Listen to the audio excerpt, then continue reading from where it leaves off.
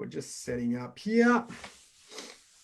Mate, we are now live on Facebook. This is episode 4 of Future Golf TV. I'm very, very excited for this one, mate. We've got Jack Wilson, PGA Pro, and just first of all, for people that don't know who Jack is, one of Australia's awesome young golfers, but also more so than that, a guy that's really trying to trailblaze and change the game of golf and the way that it's viewed and looked at, which is something that at Future Golf we're very passionate about as well, mate. So firstly, a big thank you for hopping on this call. And I know we've got a lot of people in our community and audience that are absolutely pumped for this. So we'll be crossing back to questions as they come through, but we'll just start sort of jumping into a bit of a chat and see where it takes us. It's an Ali, pleasure to have the opportunity to jump on with you, mate. And love what you guys are doing. And yeah, look, it's you gave me a bit of a pump up there. I don't know whether I deserved all that, but look, thank you very much, and looking forward to a chat. Very well deserved, my friend. Very well deserved. So just with starting from the top, mate, just tell us a little bit about your golfing journey, where you started, how you got into the game, and yeah. Yeah, well, for the golf enthusiasts, listen to Nick O'Hearn last week. This isn't going to be quite the story that he had, but look, country kid, grew up country Victoria. Wasn't very talented at all. I lived across the road from a golf course. Probably preferred to be out there than anywhere else school-wise. Wasn't even the most talented in my school. Probably second rate, but realised that I wasn't good enough at any other sport to make it professionally. So told the teachers that's what I was going to do. They all told me I was crazy. Moved to Melbourne, which Echuca was 3 hours north of Melbourne. So moved out of home at 18, down to Melbourne, lived on the course at Kingswood, was lucky enough to board a room there off one of the very generous members. And, I played a year of amateur stuff just in Victoria. Never played an amateur event outside of Victoria. I managed to win a Vic Amateur Championship at the end of 2010, which was completely out of the blue. It seemed to be all my results seemed to be a bit of that. But, it was I'd already made the decision to turn trainee. So that opened some doors, got me some invites into some tour events in the first month of my traineeship, which I was doing at Kingswood. So under two legend guys in Jonathan Abbott and Dave Capaldo. So I was very lucky to be there, and the club was super supportive. And I'd had no real results up until that Vic Am, and went into the start of my traineeship with all the confidence and lucky to roll on, and had a pretty good 3 years, and look, very happy with that decision. It was one that isn't a traditional path, I guess, for the tour player, but I wasn't nearly as talented or in any of the representative teams that many of those guys have been before. So it allowed me to not only go out and play for money every week and learn what that was like, because I'm a big advocate for getting that experience as soon as you can. It's certainly different to playing amateur golf, I think, and also running a business. I had to learn to manage my time. I had to study.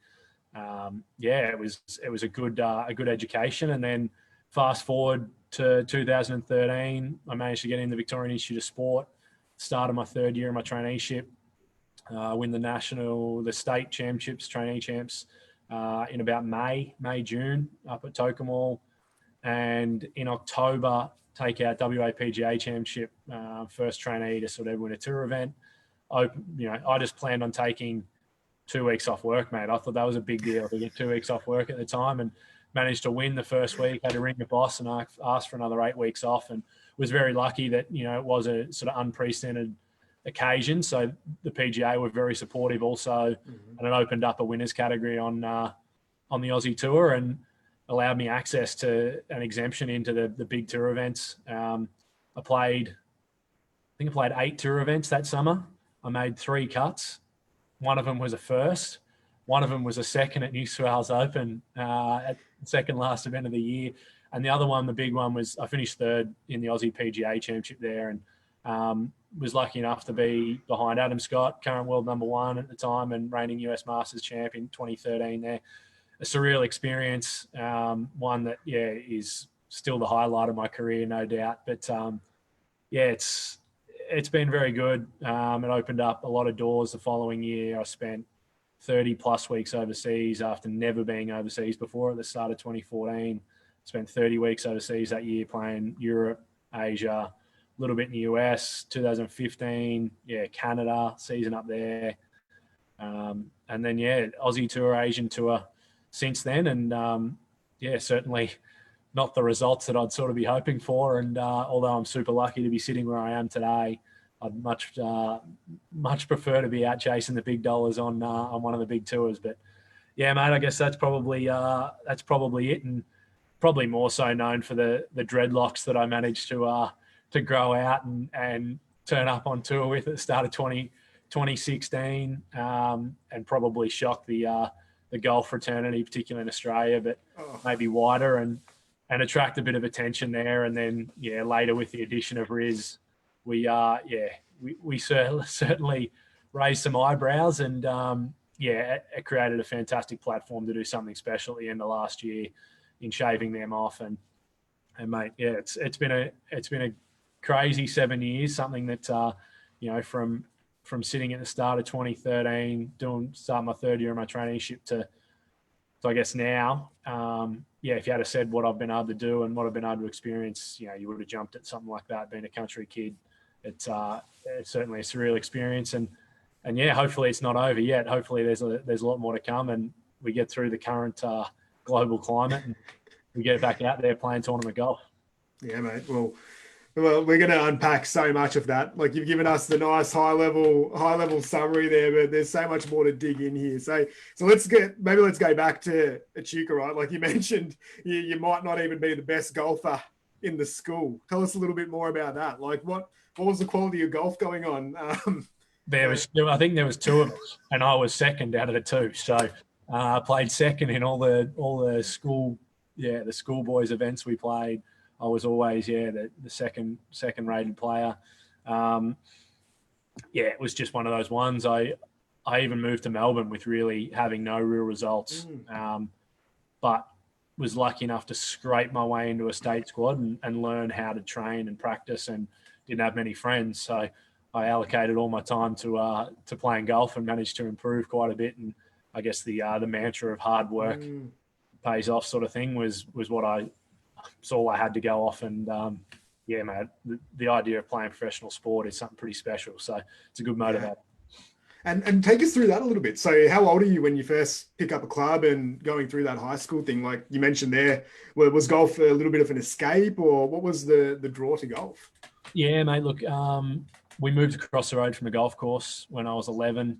I think the old man gave me the gentle push. He was a bit of a sports person himself that, probably didn't quite achieve what he wanted to and what he thought he was capable of, and what a lot thought he was capable of. So, obviously, having a couple of sons, he saw the opportunity to hopefully push us into it. And so with that, and I was just the young teenager that was annoying my parents at home a lot. So it was a good reason for them to get me out of the house. And it was, mate, as everyone that's probably listening and will listen, golf's got that addiction property where as soon as you get a taste for it, it's very hard to let it go. When you start getting the rewards of, whether it be a golf bag or winning a club comp or just seeing the handicap go down, that's a pretty easy hook to swallow. And it certainly got me. And although I got distracted, not the most attractive kid in school, I managed to get a girlfriend somehow. So that was certainly a distraction there through the end of high school, and probably took away from some of the work that I should have been doing on my game. But look, it was a good escape, definitely. And it was a sport where I didn't have a team to let down if I didn't perform. It was only me. So I didn't mind that responsibility. And it's golf, man. It's the hardest sport in the world, and I'm probably that way inclined to sort of pick the harder task. So it was awesome. It was good, man. That's what got me, and here I am, still going. So how'd you start where I want to be? That's an amazing, and I think it's amazing to see that's how you started getting into the game. A bit of a push from the dad, and having the course sort of across the road there. Like, how'd you start off? What were you shooting when you first started playing? Were you a natural, or was it? I was probably pretty lucky in the way that I had some hand-eye coordination, and yeah, my dad was very sport inclined, so there was always some form of racket or bat or ball in hand. So I took to it reasonably well, but I was very lucky. We had a couple of good coaches at the golf course at that time, and they ran a Sunday morning clinic for juniors at 9 a.m. and I turned up there sort of most Sundays for the first 6 months or so, and saw the progression get better. Started along the ground and the ball started going in the air, and then it started going where I was aiming, and all of a sudden you're starting to put some scores together, and they weren't too good. It was I was a kid at that point, and they were certainly high, but the work you put in, even at that point, you saw it get better pretty quick, and that's why I sort of love working with juniors now, is because the rate of progression is always so much quicker, and the satisfaction of the individual is always so much higher when you're a kid, because it's much easier to pick up. And you're at an expectation level that's not what you would have as an adult watching it on TV for so many years. Yeah, 100%. I wish I started playing a little bit earlier than what I did. That would have been helpful for sure. I say it all the time, mate. For someone trying to take this game up at 30 plus, you're a very brave human. You're in for a lot of disappointment for a lot of years, but you see it all the time. The hook's still there. It still manages to capture just as many adults as it does kids. So it's got to be something to do that, I reckon. It's crazy. You mentioned it earlier. What this game does to us is very unique. It's unlike any sport that I've ever played, and it hooks you. So take us through that moment. Like, at what point did you say that, all right, I'm off a chance here, I need to go and take this thing a little bit more seriously, I need to move down to Melbourne and take the game to the next level?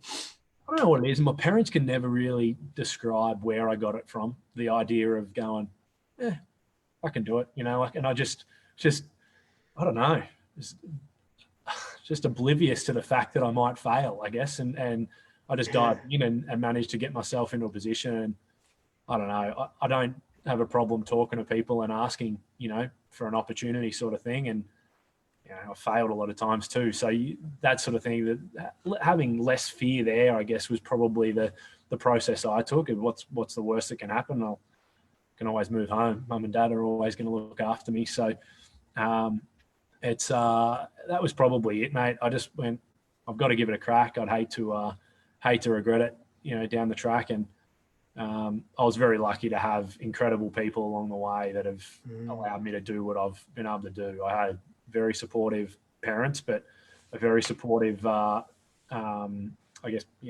mentors in my coaches and later bosses at Kingswood. And Marcus Fraser was a member there, and he was also very giving. Gives me a lot of shit most of the time too now, but at that point when I was sort of coming through, was also very supportive. And there was a couple other older guys that were happy to take me under the wing and sort of show me the ropes. So I wouldn't have been able to do it without them. And then later getting into the programs that were around at the time, even as a fringe player, there was a lot of access there if you wanted to put the work in, and you were rewarded for that. And that was something that was very very beneficial for me in that process coming through, for sure. No, that's awesome. And what were you playing off when you made that move to Melbourne? That was all an old handicap system, handicap system, what we are off now. But I was off about scratch. Nothing. Nothing too special. I never really got much lower than +1, sort of +2. And I didn't stay there for very long. I was still throwing in 80s pretty regularly, so it seemed to jump out pretty quick. But I'll always, even the whole time I was based at Kingswood, I think the best I ever shot was sort of 66, 65 around there. And around your home track as that, I'm seeing guys out here now shooting sort of 8, 9, 10 regularly. And that was just something I couldn't fathom around that golf course. And super sad to see it go, but it has formed into something special now, obviously, Peninsula Kingswood. So we can't be too disappointed. Right. That's an incredible story. It reminds me a lot of you mentioned at the top, Nico Hearn's story. Like when he turned pro or did his traineeship, I think he was a 4 handicapper. Oh yeah, I watched that one the other day. It's very impressive. like I love that story even more so than the person that was destined for it and was +6 for most of their junior career. Like it shows that, and I want to unpack this a little bit more. Like You touched on that point there that you were oblivious to failure. I think there's something quite special in that. Do you think that attitude of I've got nothing to lose here, I'm just going to give it a crack and just see where it goes? Could have been sheer stupidity too. Let's be real. Like I haven't really been accused of being intelligent very often, so it could have just been that. But yeah, look, it's something that I've probably learnt. I've probably done intuitively over the past, and then now in hindsight, it's easy to say that. I don't think I knew it at the time. It was probably dumb luck, but now I can look back and I guess say that with a little bit more ease because it is in hindsight. Yeah. But mate, look, I'm a big believer, and I've confirmed this with the travel I've done now. Is we are very lucky to live in this country and have the opportunity that we do, and it would be neglectful to not have a crack at something that comes up if you've got the opportunity and you sort of let that go. That's pretty poor considering a lot of people don't get any of those sort of opportunities at any point in their life. So, you take that on board a little bit, and yeah, mate, what's the worst? I can still now. I'm not even 30 yet, so there's a lot of people still living with their parents at 30. I could easily move back there if it all turns pear-shaped. Mate, I just it's such a fresh perspective on life, especially with all the stuff happening at the moment out there. I think you've hit it on the head there. Like, that whole notion of being grateful and appreciative of what we've got, especially in times of crisis, I think really does play a pretty big role. And I think your approach to this, it's just refreshing, like both in terms of the viewpoint from a professional perspective, but also from a wider golf perspective. It's something that I think a lot of people relate to. Yeah, thanks, man. I appreciate that. It's, I don't see the, I don't know. I've been the other way. Don't get me wrong. Golf will do it to you. It'll beat you down and get you thinking pretty negative at times too. But yeah, I see if you've got you got the opportunity to be the other way. It seems a lot more. Seems to be a lot more enjoyable space. So I try and stay there as much as possible. But I'm certainly not perfect. I can get down just like the rest of us. Mate, it's so you're human is what you're telling us. Just throwing over to the comments at the moment. We've got a few coming through. So good work, guys. One from Simon from Blitz Golf. G'day, Simon. How you going? Yeah, doing a good thing over there. Yeah, absolutely. And we'll dig into that a bit later on in the convo too. And the work that you're doing there with Blitz. We've got Shane Armett, one of our members, coming through. Aussie golf legend, Jack Wilson, ripping bloke. Played with Jack in a pro-am at Amesbury a couple of years ago. One of the greatest ball strikers I've ever seen. Also a crazy driver to share a golf cart with. That's probably more realistic. I don't know. He hasn't played with many golfers by the sounds of it. If I was the best ball striker he's seen, but I appreciate that, Shane. Very generous, mate. And Riz is getting a shout out here as well. Two of the most down to earth blokes I've ever met. Best golfer, caddy, hairstyle, beard mates combo in golf. Yeah, not so much anymore. It's all looking very corporate right now. And Riz, yeah, I don't know if anyone saw any of the photos I put up on Instagram. You didn't even recognize him with short hair and a clean-shaven face. I turned up to the pub that day and had a conversation with him a minute with no idea who I was talking to. So it had been many years since I'd seen him like that. And, yeah, he's walking around now. No one knows who he is. So a bit of an end of an era, some might say. It's the start of a new one. That's what that is. Brilliant, mate. And then we've got Tim who says that, yeah, very true. Brett Smith beat you on the back 9 holes at Kingswood. Or Brett had too many espresso martinis. What's that? Something about Brett Smith beating you over 9 holes, or he'd had too many espresso martinis. Not sure. Just a clown. That's all right. He's a good mate of mine. The only thing he's ever beaten me at is a running race. I think it's probably because he's about 20 kilos lighter than me. So that's all. The record's straight there. And then just great to see that the dreadies have gone, Jack. That would have made your old man happy. Not at all. The old man's as bogan as they come. He loved the dreadlocks more than anyone. That's hilarious.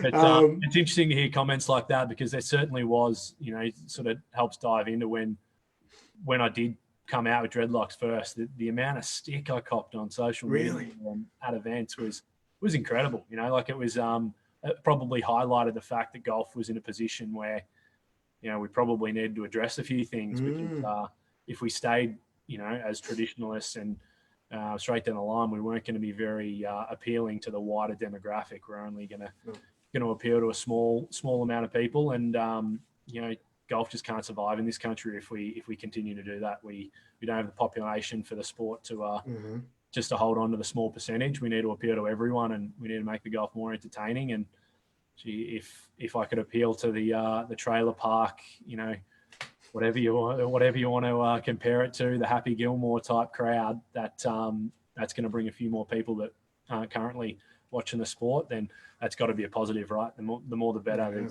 This game's got to be available to everyone. It's too good. Tell us a little bit more about that. So you come onto the scene and you've got that image, which, as you said, like it's the Ricky Fowler-esque. It relates to a whole new generation. What was the friction like between, say, the establishment versus then also all the media attention and the fandom? And, you generated cult status, unlike any other golfer has really in Australian golf. And I think it showed that there's a different way to go about it that works. Yeah, look, it certainly, I don't think it was the intention. Initially, it was probably a state of rebellion. I always say, we used to play Tiger Woods on PlayStation. You used to always customize your character with dreadlocks. And it was something I always wanted. It's just, a white guy with dreadlocks is a bit weird, really, when you think about it. But, it was a state of rebellion. And then I guess after that feedback that I got a couple of months in, it probably just fueled me more to keep him, because I was getting so much pressure to cut him off. And then well, it felt that way. It's probably only a small percentage, but that sort of noise tends to stand out. And it just gave me the motivation to keep him. And then the addition of the beard and I guess looking less clean cut than what everyone expected. It was certainly interesting. It's helped me be the person I am, being able to deal with that. And I guess I've managed to get by not worrying too much about what people think. And I don't think I did before, but it allowed me to, I guess, open up that side a little bit more. And look, mate, I think, when everyone started to understand what I was doing, the bigger message that I was trying to get across, and, it didn't start that way, but I took it on board and tried to foster that. It was, the support definitely came, and I don't know about cult hero. That's a bit much, mate. But look, it was certainly a lot of fun. And I think that the main thing that I highlight is it was Riz and I just being us. At no point did we ever really exaggerate. I like the cameras. It's a good thing. It's not often we get to do stuff like that, entertain. And that's all we are as sports people, as entertainers. So we have a responsibility to do that. And if I've got a personality that can manage to do that a little more, then, it's my obligation to do that. So I did that. But a lot of the time it was just Riz and I just doing what we do when we were living together for the last 2 years. We just did it on the golf course. And if that got so much attention, then it probably highlighted that there's something wrong, really. We shouldn't have really got the attention we did for looking the way we were and whatnot. But, we had a lot of fun, and if it did bring in another audience, then fantastic. And it was just a great journey for us. And as I said, it created a platform that allowed me to do something very special at the end of last year. And if that was everything that had happened, if that's all it did was to get to that point, then it was more than worth it. That's awesome. Yeah, I think it's incredible. And some of the big points there is, if you look at sport just in general now, it's getting so in the middle where these personalities just don't exist, especially in golf where you look at it, it is an individual sport where that individual personality just probably doesn't come out enough. Take away Tiger Woods and a couple of others. The media interviews are always just so bland and uninteresting, and that platform just probably isn't being used to attract a new audience into the sport. And I think that being yourself and being genuine really did come through. So take us back 2013. You've got the PGA. We'll go back a little bit further. Actually, the traineeship. You have the first win in WA. Talk us through that a little bit. How'd that? Yeah, just surreal, mate. Probably didn't prepare in a way that anyone would ever recommend. I flew from Melbourne through Adelaide on the Sunday to Kalgoorlie. We stopped in Adelaide, played a game at Glenelg, 18 holes, flew into Kalgoorlie that night. I played 18 Monday, 18 Tuesday, 18 Wednesday. So really, I'm probably burning myself out. And then I went out and shot 67 on Thursday and was leading, and then managed to lead from first round right through to the last round. And although I stumbled definitely on the back nine on Sunday, I managed to tie for the lead when I finished, and then in a playoff hit probably two of the better shots I've ever hit. Driver, 2-iron on the green to like 10 feet on a par 5, and yeah, 2 putted for birdie. And I'll never forget Andrew Kelly, Tarquin McManus, the 2 boys that I was rooming with that week, ran out, no champagne in Kalgoorlie, but a couple of Crown Lagers each, and soaked me in beer. And then didn't get to have a shower before we got in the Toyota Corolla for the 8-hour drive back to Perth. So it was certainly an experience that's not like what you see on TV. It was you had the golf clubs over you on the back seat, and it was crammed in there in the small car. But yeah, it was a surreal experience to be able to win that. And mate, that's a credit to the team I had around me at the time. Not only the guys I was working for and the support I got there, the PGA were very supportive. Certainly after that win as well, prior also, and also the VIS, the coaches, the S&C, I was battling injuries earlier through that year, and they taught me how to train and how to manage that and how to recover, just stuff that I was just oblivious to. I didn't know existed, other than maybe what you saw on the occasional movie. So big credit's got to go to them there. And then I just rode the wave. It was just a confidence wave from then on. That's all it was, really. And it was, like I said, it was hit or miss. I either placed or I missed the cut. There was no middle ground. So it's a good way to be in golf. Let's be honest. Yeah. That's how you make your money. It's not you don't often get much for finishing mid pack. Yeah. So like the extremes of that. So yeah, you're either placing or you've got the weekend off. Could you kind of tap into what the difference was between the good results and the bad, or was it just? I talked about this last week on another podcast, and I think it was because, and I wish I'm able to do it now, is that I think the expectation was low. Like I didn't go into WAPGA expecting to win. Like I would have been wrapped to make the cut that week, and then I managed to win, and then I'm so wrapped that I'm playing like tier 1 tour events in Australia that, with the best players, some of the best players in the world, I've got no expectation to perform. And I think, turning up to Aussie PGA that week, I was hitting it awful. I hit 3 shanks on the Monday. I hit 2 on the Tuesday in practice rounds. It was, I had no expectation. I had my now boss, Steve Sandilands, he was on the bag, also a third-year trainee. I was sleeping on a mattress in the floor of his apartment that week. He caddied for me, just turned up Thursday, Friday, a couple of days off work. I think it was only half days he got off because he was working the other side. We made the cut, mate. We went out for 3-course dinner. We had steak, oysters, dessert, red wine. That was on the Friday night. When I shot a decent score on the Saturday, we sat in a spa and drank a 6-pack of ciders and thought this was the greatest thing ever, that we're sort of sitting top 15. And then, to birdie 3 of the first 6 on Saturday, on Sunday, and shoot up the leaderboard, and then birdie 12 to be 1 behind Scotty and Ricky Fowler was, I'd no understanding of where I was at that point. It wasn't until the siren went, standing on the 14th, just after hitting my tee shot on the 14th, the par 3, the siren went for a lightning delay. And I spent the next hour and a half being interviewed and watching highlights of myself on TV that I was able to work out what was going on. And that was probably the most detrimental hour and a half that I could have ever had, because, I got way ahead of myself. If I win this event, this is going to happen. I'm going to buy this. I'm going to do that. Man, I had the car and boat set up. I already had that planned out before I even went back out there. So, that's just lack of experience, and something that now you'd probably be better. You only learn through experience, I think. I don't think that's something you can be naturally talented in. So, I think I'm better equipped now, but it's hard to win. It's hard to control it when you're going down the stretch there. And I've fallen over a number of times since. But yeah, it's the best feeling ever. And I don't know, mate. I don't think there's much to it other than the fact that, the expectation was low. And then the more I practiced and the more I trained for the years following, and became my sole job, and that's all I was doing. I wasn't working full time. I wasn't studying. the expectation was that if I could get those results while I was doing all that, now I'm dedicating all my life to it. I should just turn up and win everything. And, expectation goes up, and, disappointment comes in a lot when you don't reach those expectations that are unachievable. So that's probably what it was, mate. And again, hindsight, it's easy to sort of break it down like this and talk about it. But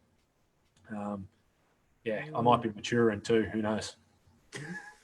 Mate, it's incredible, like that mixture of being in the zone, and it seems like, looking back at that story, the WA win, that's a lad's road trip, isn't it? We're coming back with the trophy. It doesn't seem like it was overthought. It wasn't premeditated. You don't have a vision board with all your goals and what you're going to shoot. It was just go out, have a hit, and that shift. Yeah. I guess it was at that point, like I was playing in the trainee stuff, and I was playing quite well and generally performing the top, and that was the next step up to the tour level. So in taking that step up, I saw myself at the bottom again, and I'd have to work my way up. So if I was to make a cut in one of those events, it was a good achievement. So I guess you're right. It is one of those ones that it was a boys' trip, and I had distractions. Those guys, I traveled with them so many times at that point. And Tark's such a good cook. He's been on My Kitchen Rules and stuff since, and we were lucky. He'd cook everything. I'd just be in the kitchen trying to learn, pick up on a few things, just being the kitchen hand. So having outlets like that, I think, is very important, and something that I've tried to hold on to in most events that I travel to since. But there's no blueprint on it. You generally perform when you don't expect to. Or you shouldn't really. Like, generally off the worst preparation is when you'll somehow shoot the lights out. Like, well, this doesn't make any sense, and that's just the beauty of this game too, is it dishes up the unexpected time after time. So take us through the PGA a little bit more. So 2013, like, obviously there's, for those who don't know, there's the thunderstorm and the siren goes. What is it? A couple of hour break? About an hour and a half to 2 hours, yeah. And as I said, there was interviews. I, sat in the room, the room, the highlights being played. I couldn't help but watch it. And then I came out and I had a bunker shot. I hit it in the back bunker on 14 before the remodel at Royal Pines. And it was an easy bunker shot before the rain. Like, it was soft, fluffy. There was enough green there. And I was on this confidence wave where, you just didn't think you could miss anything. And then the sand was wet. And I went, in the warm-up, I must have hit 40 bunker shots just to try and get myself ready. And I come out, heart's racing. Don't hit it quite right. Doesn't get through the sand like you expect. Didn't knife it, but I certainly didn't get it good. It skids down the tier, and I 3-putt for double. The same time, Scotty's on the 12th of par 5. He goes driver 4-iron, lips out for albatross, and taps it in for eagle. So I go from 1 behind to 5 behind, and that was pretty much all she wrote from there. I birdied the next, the par 5, and I made 3 pretty shaky pars coming in.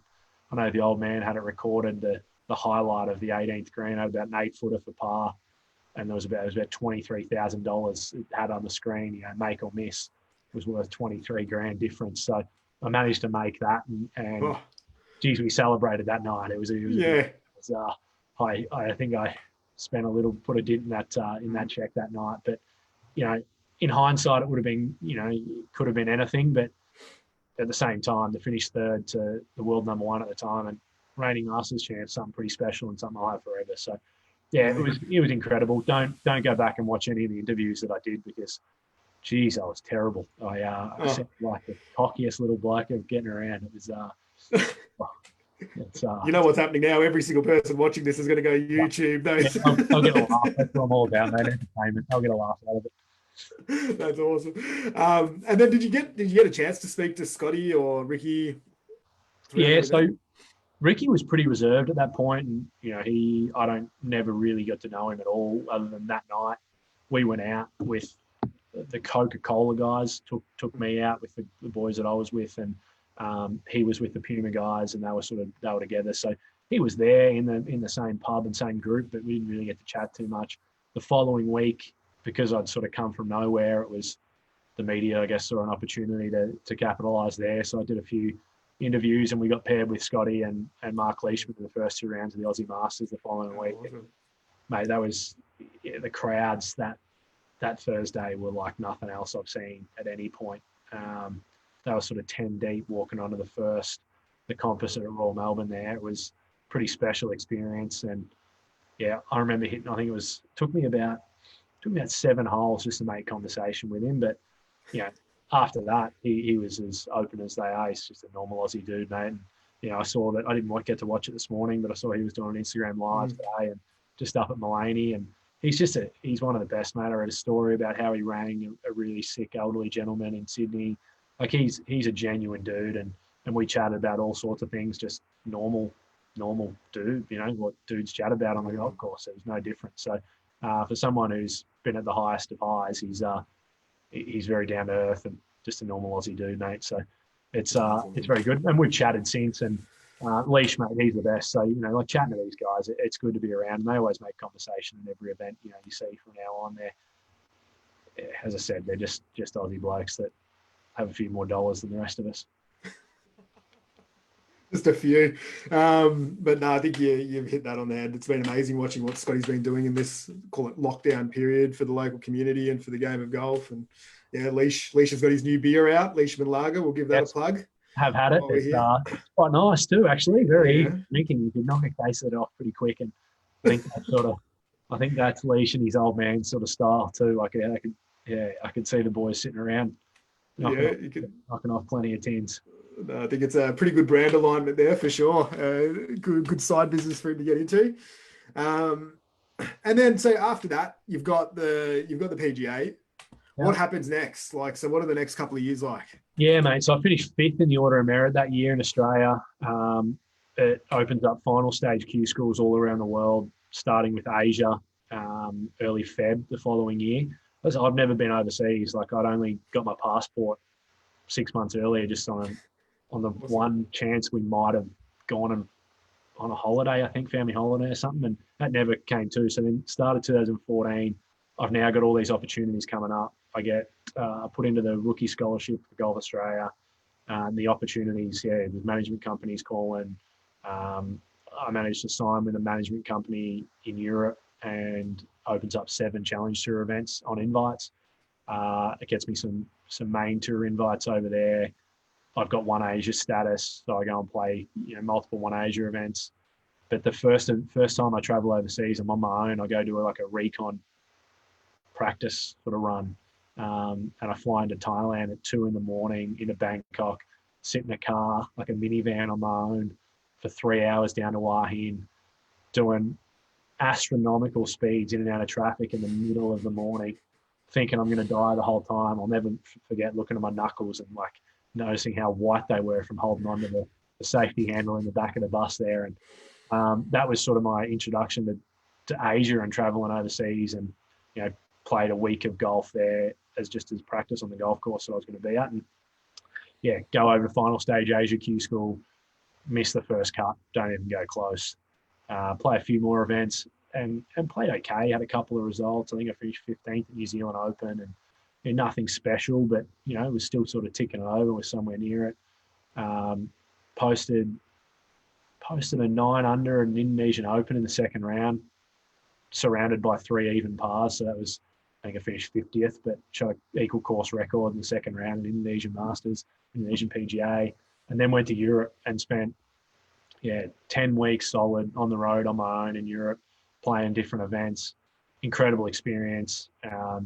Certainly, not one that anyone could have prepared me for. I was probably still under the illusion it was going to be glitz and glamour and not staying in some divey hotels in the middle of nowhere for most of those events, and getting pretty lonely and not having people around and stuff like that. And I know I certainly came back a couple of times going, is this really what I want to do? It was a tough one. It was a bit of a wake-up call, but then you get that little taste again of playing well, and that'll tie you over again for another 12 months sort of thing. And kept me in there, and didn't have any real results other than a 15th in Belgium. I led a Russian Open for half a day there at one stage, which was that's a pretty epic story to have. I got into the event, only Aussie on an invite, waited in London for like 10 days for documentation. By the time it finally turned up, I couldn't lodge in London, didn't have enough time, flew back to Australia, 9-day turnaround, got my visa. 2 days before I'm about to fly out, that plane gets shot down. MHF 370 or whatever it is gets shot down. And I'm like, that's it. I'm out. I'm not going. And I've already bought tickets. I've already paid for everything. And I remember ringing Fraser. He's like, mate, I've been there. You'll be fine. No worries. So I decided to go. The next day I wake up and Tony Abbott at the time has blamed Putin for it. He's the only leader in the world to blame the Russian president. And I'm the only Aussie in the field. So I'm like, I'm out again. And then, sure enough, I got convinced into it and I flew out the next day. And, mate, yeah, I've never experienced anything like that. You know, driving in, blokes on the gate with AK-47s, like the locker room door, the guy's got a massive gun. You know, like that was my first experience to that. And it was like, wow, we live in a very different world back in Australia. And, and then, again, the expectation wasn't there. And I shot 7 under or something in the first round and was leading the Russian Open.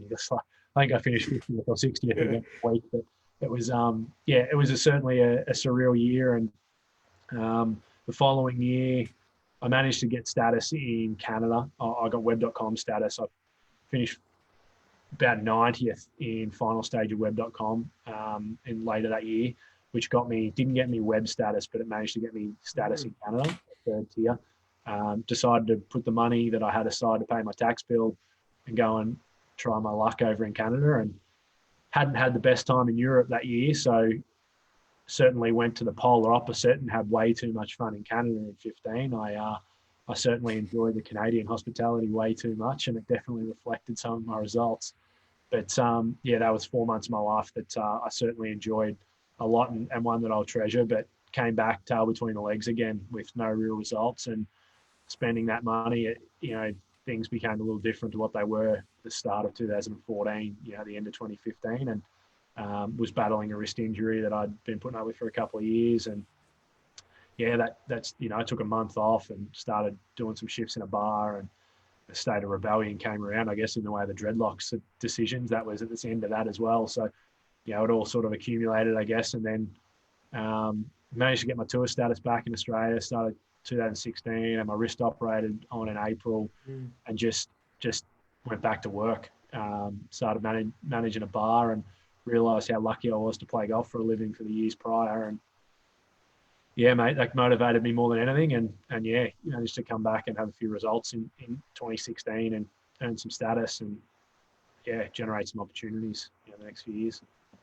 It's a crazy story. Like, I think one of the things there that people don't maybe realize when they're sitting at home is that they see the pro golfer story from, say, the Scotty and Jason Day perspective or the Tiger Woods perspective. Like what's it like when you've gone from being with all your mates and that support network to then essentially being by yourself on the road, probably managing funds? And is that where the pressure kind of starts building up, where it's not only are you kind of on your own, but you're like, crap, if I don't win here, I might not have enough money for accommodation in a couple of weeks or whatever that looks like? Absolutely, mate. And that's something that has probably helped frame the decision I've made now to sort of, it's after missing my tour card last year for Japan for this year, to step away and go, all right, I need to address my financial situation and build some stability there to be able to do this, and be able to turn up and not have that pressure of making money to live or making money to eat. But that experience of going out after having the support network and having all your mates, having that around your team around you, to then having nothing and being on your own, that's professional golf, mate. That's just how it is. You've got to be self-sufficient. It's a very lonely, independent game, and you're essentially just a businessman. And I like to describe it in the fact that you're really just a professional gambler. You put the work in, you get to influence the result a little bit. There's also a lot of things out of your control, and you put the money on the table, expect in the effort to try and win that back plus more. If you look at it from a business perspective, that's really what you do. It's an investment, and you're trying to get a better return.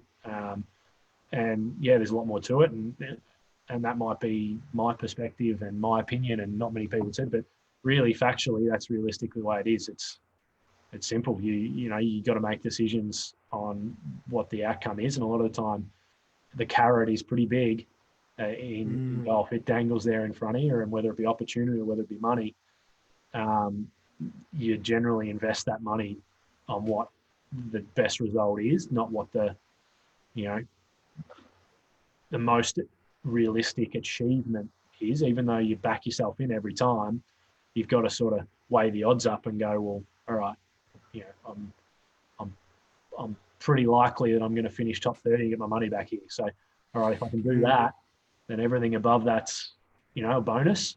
And then you sort of go from there. You start building yourself up that way. And again, that's the way I like to look at it. But mate, the best way to describe that is, yeah, independent golf is professional golf is very independent, and you're a sole trader, and you got to be very self-sufficient. You've got to do all of it yourself. And I've heard that story a few times from pros that we've spoken to, where even playing on the Asian tour or the European tour, to get through a season might cost a couple $100,000. And if you're not backed by sponsorship or family or parents, you really have to have a couple of top fives or a win or two nearly to end up breaking even. And that's maybe something that we don't really sell that much off of, is the investment required to make it in that game. But then also the pressure of the performance while you're in that situation. Can't imagine what that would be like. Yeah, it's something I struggle with too. Is you got a team around you that do so much for you. I always felt the expectation to perform for them as well.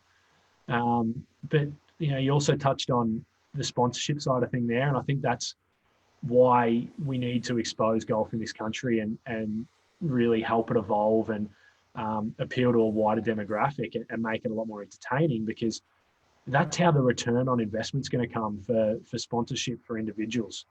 As a business, we need to be able to go to a potential sponsor and be able to show them what the return's going to be. And that's only going to happen if we're reaching a bigger audience and we can say, well, I'm going to showcase your brand to so many viewers so often. And that's your return. And then you can start having a conversation. Right now, it's very difficult to obtain sponsors, because no one's got the disposable income that's needed just to, potentially throw cash away. It's such a high risk investment. It's a hard one to expect someone to do. Yep. Yeah, it's true. And like, what's your kind of views like on the game? Because where do you think it sits right now, and where do you see it in the next couple of years? Well, obviously with COVID, it's in a unique position too. Like factoring that in. Take a step back a couple of months before all this, and even the end of last year, and I'm very passionate about this sport. I want to give back where I can. I want to see it grow. I honestly believe we have the best sport in the world, the hardest sport in the world. I'll have that argument with anyone. The idea of the ball stationary, as opposed to moving, and the moving ball sports are harder.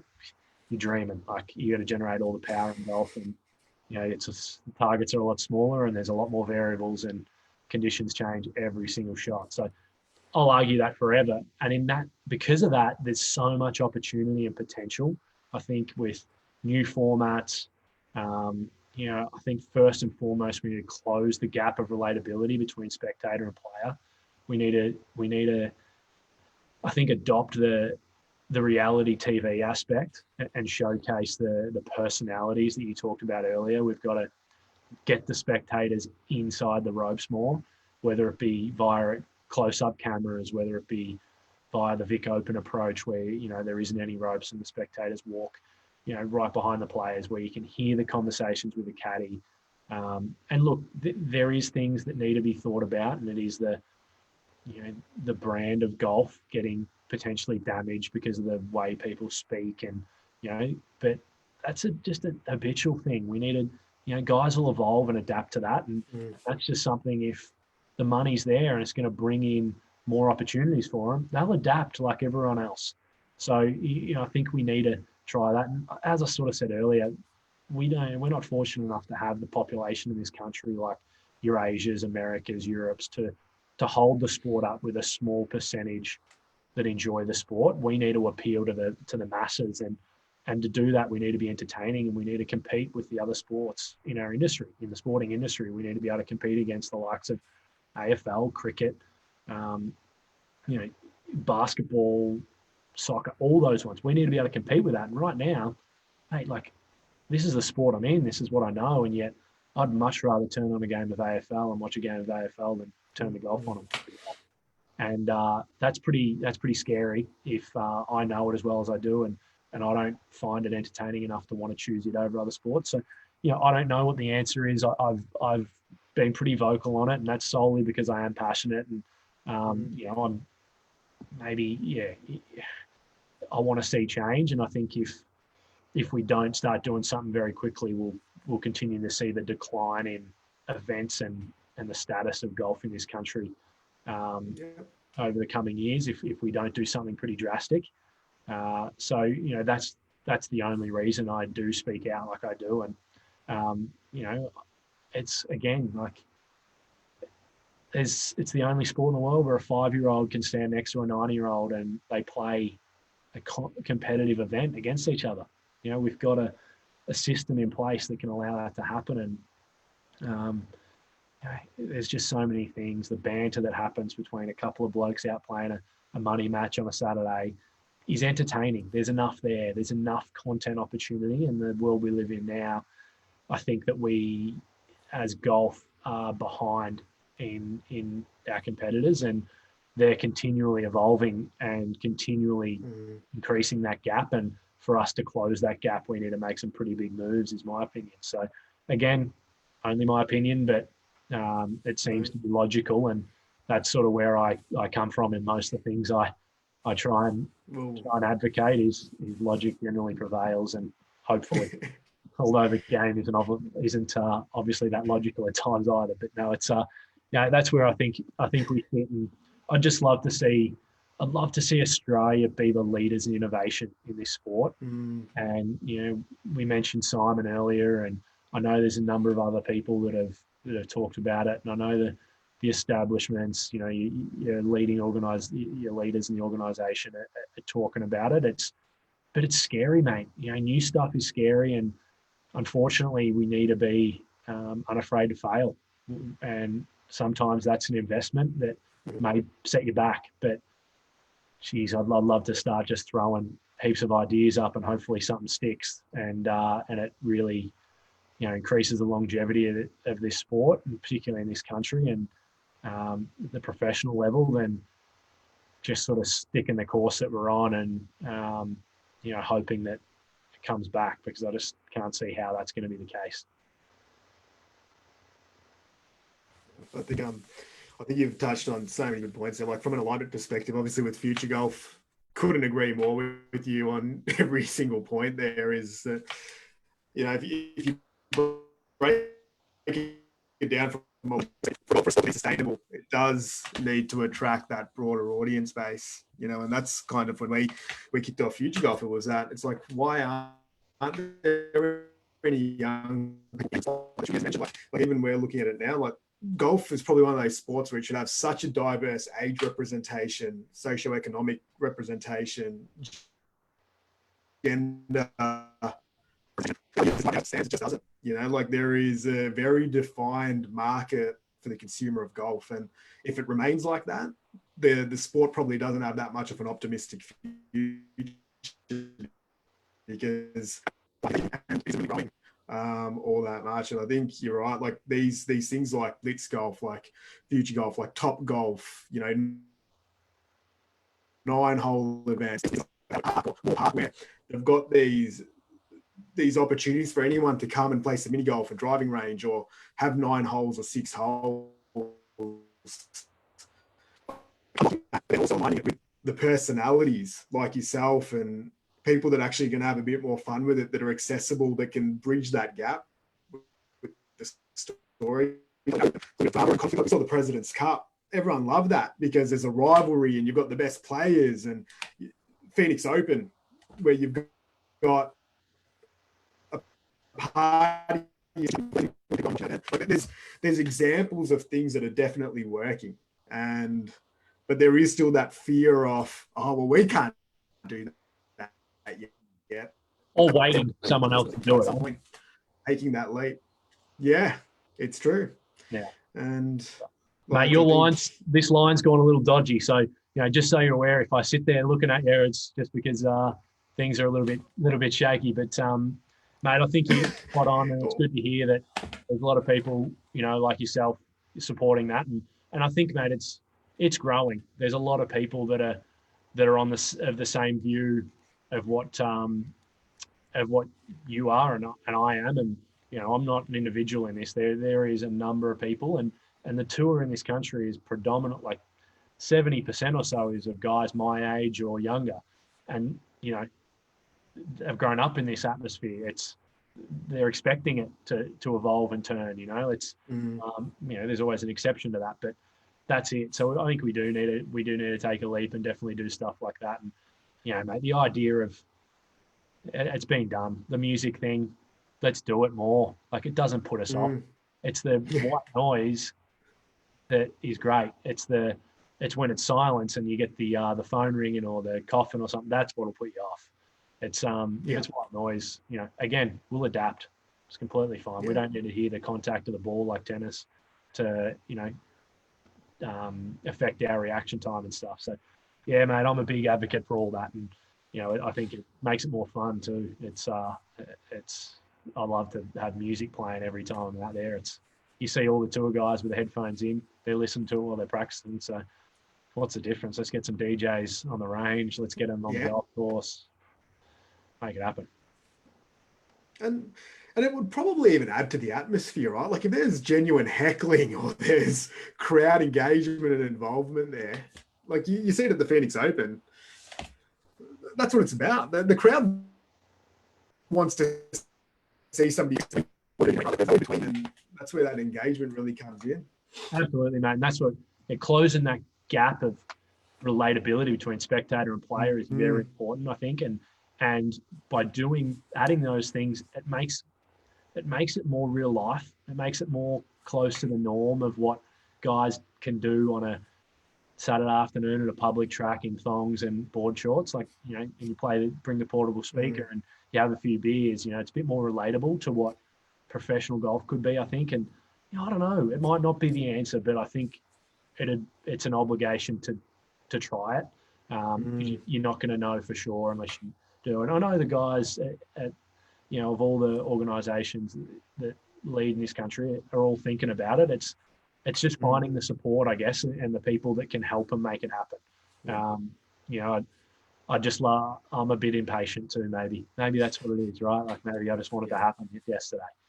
And I think you're right. I think everyone knows that it's the problem that needs solving. And it's not an easy one to probably address. It's an expensive one probably to address as well. And I think it'll be interesting to see how that pans out over the next couple of years. So where's your game at the moment? You're at Royal Canberra right now. You're working. You're coaching. Yeah, doing a little bit of coaching. Kind of the golf space. Yeah, doing a little bit of coaching. In the operational side of the business. Pretty interesting time to join a team. Obviously, coming here early March. So I think it's sort of evolving. The whole team's had to adapt to different ways of operation, and so just fitting in and being a part of that team and making the member experience as good as possible is sort of the role I'm in right now. And I think I've got a lot to offer in the way of the golf knowledge and stuff like that. And I got a pretty good tutorial and traineeship, I guess, in that private golf club experience, but at Kingswood. So it's good to be back in the industry, and my partner lives here in Canberra. So it was a great opportunity to be able to move down and be closer to her.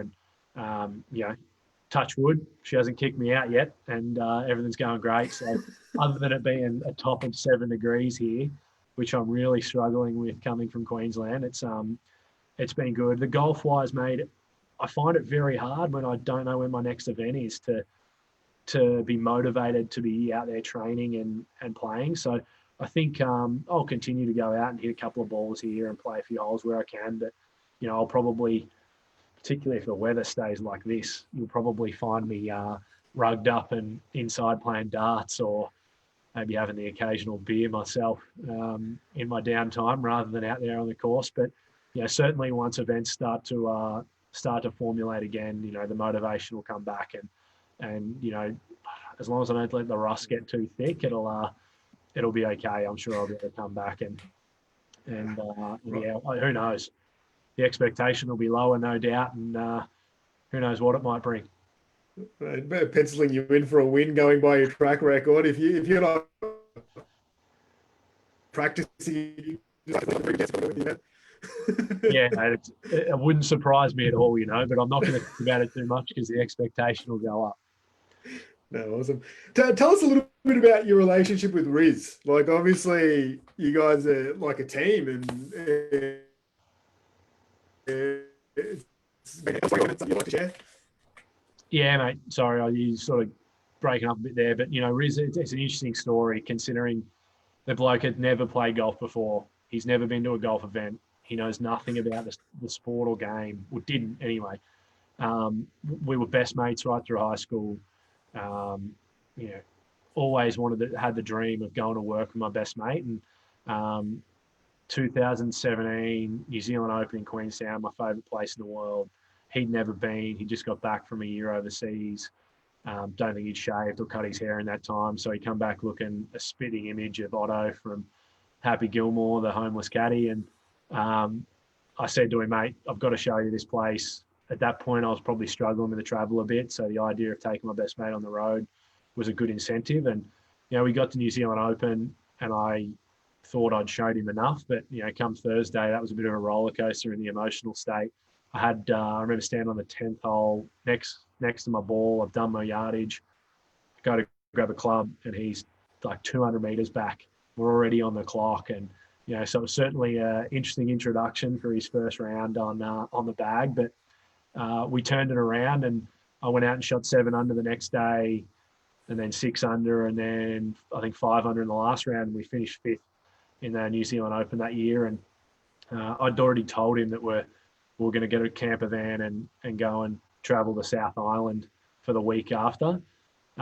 He didn't realise I was out of money and was sort of just hopefully not maxing out my credit card. But we managed to finish 5th and it certainly changed the itinerary of that trip. It involved a lot more partying and less travelling than what we'd sort of planned out. But yeah, it was an incredible introduction and it formulated something pretty special. For someone that had never been on a golf course or caddied before, he's a very smart dude. He's doing his master's in education now. He's already got a science degree before that. He picked it up, and even in the last round, he'd often ask me questions that he'd heard other caddies ask players, and you just look at him with the weirdest look on your face because you just knew that he didn't know what he was talking about, and he'd always give you just this cheeky smile, and that was what was so good about it. He knows me better than anyone. What he can give me as a caddy is such a big asset. He knows me as a person, and that sort of relationship to build in a caddy is it's very, very hard and a long time to build. So to be able to have that and I know my golf better than anyone. So it was as long as I took responsibility of that, which I'm a perfectionist and a control freak at the best of times. So, I'd struggle to let a caddy have any control there anyway. So to be able to be out there hanging out with my best mate, it was pretty cool. And yeah, we didn't get as much traction at that event as probably what we thought we might. We certainly shocked a lot of people and there was certainly some feedback, but it wasn't until the end of that year when, Riz did a video, they mic'd him up in the second round. He did a video in the second round of the LPGA, went for about 6.5 minutes, got more views than any other video the PGA had done at the time. They played 1.5 minutes of it in the broadcast while Adam Scott was sitting in the commentary box. And we got paired with Sergio in the last round. And he was current Masters champion as well, US Masters champion. So that was a pretty special thing. And I'll never forget the look on Sergio's face when he walked onto that first tee and Riz was trying to shake his hand. Man, he thought Ashton Kutcher was going to jump out of the bushes and punk him at any point. I'm sure of it.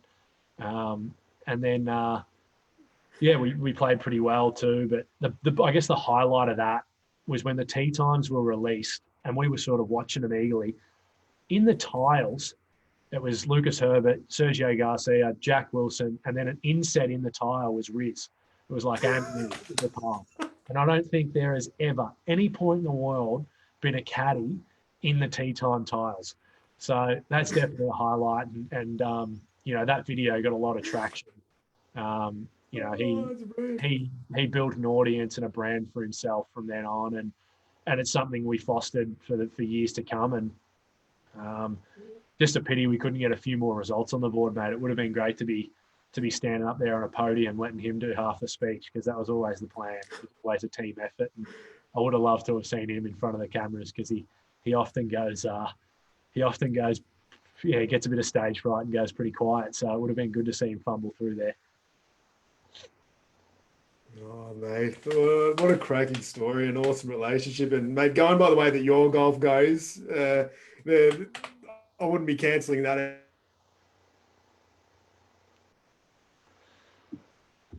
think we might have lost Ali, I think.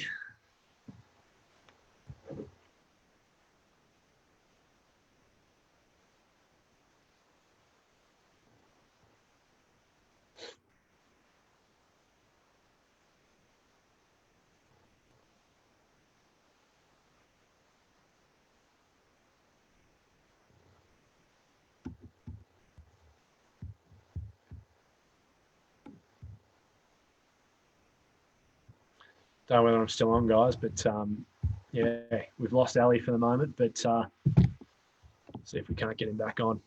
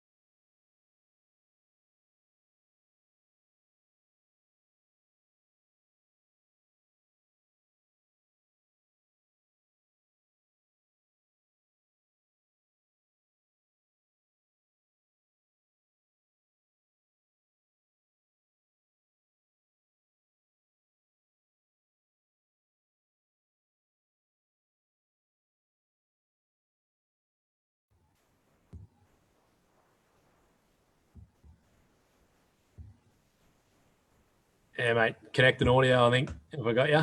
Hey, man, Ah, there you are. sorry about that. That's Can okay. you I hear thought it us? was my end. As long as it's not my end, mate, Just it's all right. trying to get your. Let's have a You got look. me? Can you hear me now or not? And we're just going to get you back here. Awesome. Sorry, bud. We're back on. That's all right, mate. You can hear me and everything's all Yeah, good. a little bit of technical difficulties. I don't know if you were just freestyling then or not. Pause for a Zoom little just bit. decided I'll let the viewers know that, we've lost Ali for that, the moment, but we'll try and get him back on. I don't know whether I was meant to. like a pro, just have holding the show together, mate. Well, this is live broadcasting at its finest, isn't it? That's it, mate. You got to love technology. It's great when it works. Oh, But yeah, no. it's all good, man. If we're back on, and It looks like we're good for now. Just, I think the laptop battery is messing around a little bit there, but let's just, you were talking about Riz, and I think that we're finishing off on that thought of, like hopefully that opportunity to get on the podium does happen sometime soon. And I think just with the final few sort of wrap up questions here is, you mentioned earlier the stuff that you're doing with Challenge Australia and with Jared Lyle's foundation, Luke the Duck. What was your work with that like, and what was that experience like? Yeah, mate, that was super humbling experience, and a huge shout out to Dave Rogers and Brioni Lyle for getting me involved and allowing me to be a part of something so special. Riz and I were at a function a couple of years ago at Vic Open, and we saw the opportunity for a donation to donate our time to a round of golf, and that was probably our first introduction. And then the conversation started with Brian. To be an ambassador for such an incredible charity is something so special, and something that Riz and I were super privileged to be a part of, and still are. It's just not being out there playing as much. I can't share the work they do as much, but I was very lucky to be able to get into the hospital a couple of times and hang out with some of the kids that are going through something that I couldn't even begin to imagine what that's like. So it sort of prompted the idea, and I remember ringing Brian and saying, what do you think of me chopping my dreadlocks off and trying to raise some money for what you guys do? And she was incredibly supportive, and she was the brains behind how it all came to fruition. And I probably had a figure of $5,000 or $10,000 in my head when I was sort of thinking it, and I couldn't begin to imagine that the support would come, and the platform I'd created would allow us to raise close to $50,000 for Amazing. the Challenge Cancer Foundation, and the cause we put it towards was building real hair wigs for kids going through cancer treatment that lose their hair. So that was something pretty special to be able to do, to be able to give kids that choice back of looking the way they want to look, and something that a lot of us take for granted. I know I took for granted. So it was something very special, and something I'll remember forever. And Dave and Bri have been so incredibly supportive of everything we do, and I'll forever do what I can to help support them. And again, mate, as I said, it was humbling, and it allowed me to have a bit of perspective on how lucky I am to have what I have. Yeah, it's awesome work, mate, and congrats on that result. Like, what an epic effort. And as you mentioned earlier, that journey of the dread starting all those years back to actually ending with such a positive story and outcome at the end of it. And again, for everyone out there, get behind the foundation. It's an amazing cause, and I know a lot of our members are big supporters as well. So we'll add some links to donate, to support the Lyle Foundation as well at the end of this. Yeah, and I must say, Frankie from Birds of Condor was super supportive in that as well. Obviously, my dreads were probably a big part of birds being appealing to birds, and obviously Riz and I and what we do, and probably Riz more than anything. Let's be honest, I rode his coattails for most of that time. I was the second fiddle to him. He was the star of the show. There's no doubt about that. But yeah, Frankie was super supportive, and he, the donations they put in, and the specific yellow items that he put together for Riz and I to wear during events. Once we formulated that relationship with Challenge was incredible. And I've got the gear on right now. It's if you're looking for a brand that aligns with future golf, there's no better than Birds of Condor. So make sure you jump on, and anyone listening, use the code RIZTheCaddy at checkout. You'll get yourself a nice little discount too. So I love that the codes, it's not yours, it's RIZTheCaddy. Always that's the caddy, mate. He's we'll give the guys from Birds of Condor a plug as well. They do great stuff, and again, it's another brand aligning with what we're talking about and doing some awesome things. I remember seeing the Birds of Condor stand out at the PGA show a couple of years back, and guys doing a wonderful job there. think Frank had his daughter or kid there at the time as well, and very, very cool to see the way they go about it. Luna's a little champ too, so Yeah. he's good family business based out of Byron Bay. Yeah, it's awesome. It's fantastic, mate. Yeah, and great gear too. You know, maybe not for the traditionalists, but it's for everyone else. It's good. So the gear you can wear from the golf course to the pub every single time. Multifaceted. That's what it's about. And so what's next? What's on the cards at the moment? You're obviously in Canberra, like I know events and stuff. To have the opportunity to join such a prestigious club like Royal Canberra is a fantastic opportunity, and one that doesn't come along very often. So I'm, I certainly haven't switched off the ambition to play. That's definitely there. But, to chase around the little stuff, like I spoke about earlier, I've got to focus now to build up some financial stability, but also diversify my brand a little bit. I've gone from being probably the anti-private golf club person to being a little bit more corporate. And although I've managed to keep the beard, I think there's room for all versions of golf. I don't see why, and the guys here are fantastic. And, it's just great to be part of such a fantastic club and team, and at a very interesting and exciting time too here with a new team and, a new direction. And that's something that really interests me. And, mate, it's a new challenge, and that's something that I'm super excited about, and I'm looking forward to the many years ahead here. And, who knows if very cool. if it doesn't kick me out and I'm not on the street, I'll move back in with mum and dad. Okay, there's always a backup plan. I love that. There's the base. Everything else above that's a bonus. So, hey, that's what life's about. And mate, I think it's just, in summing up this chat, like we'll finish off with a note if there's anything that you want to speak about, or where can people find you?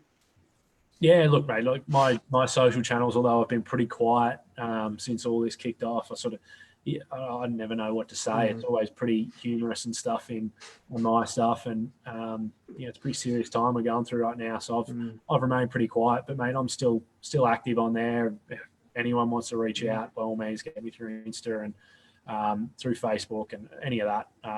Anything I can do to help build this game and give back, I'm always receptive to that. And mate, let's just do what we can to help build the game in this country. And if there's ever any initiatives, let's get behind them and give them all the support we can. And no little contributions too little. So it's good. And look, Birds and Luke the Duck and Challenge Cairns Foundation, if you're looking for people to support, make sure you jump on and check those guys out. They're all fantastic operations. Yeah, mate, I think what you guys are doing is fantastic, and I look forward to seeing the content you guys put out and the product that you guys deliver. And yeah, it's an interesting time we're living in, but golf's one of the few sports we still get to play, so we're going to be super grateful of that. Mate, 100%. And again, hopefully we'll get the chance to catch up a little bit more moving forward too, and we can expand out to the ACT in the near future as well. But it'll be great to get you involved and to work with you on spreading the message of growing the game of golf. And I think that's ultimately what we're all about at the moment, is we want to get non-traditional golfers, or those that are maybe been lost to the game or returning the game back into it. And I think it's going to be guys like yourself that can help drive that, and Riz, of course, the star of the show. But I think this is what golf needs. Riz is super busy now. He's got so much going on. I don't know how he's going to fit any golf in. So I think he's pretty happy that he's been able to step away for a bit and focus on his uni degree. I don't think he works full time, a couple of jobs. He's behind houses. He's got a lot going on. So maybe we might see a cameo from Riz again when he grows his hair and stuff back. But I wouldn't. Let's let him address what he's got going on for the moment. We won't put any pressure on him. We'll keep the book open for the next chapter, I think. That's for sure. Well, mate, thanks heaps for just being so generous with your time, for dealing with the technical difficulties. I think we're at about a 50-50 ratio of going through these without any and going through it with some, but we'll figure it out over time. But it's just awesome to get an insight into your story. We'll share those links out there as well. And yeah, well, hopefully we can get to continue this discussion. Legend, mate. Yeah, and look, anything else I can do, make sure you yell out. You ever want any more chats? You know, there's, as you've probably seen, I don't have a problem talking, so it's generally to my detriment.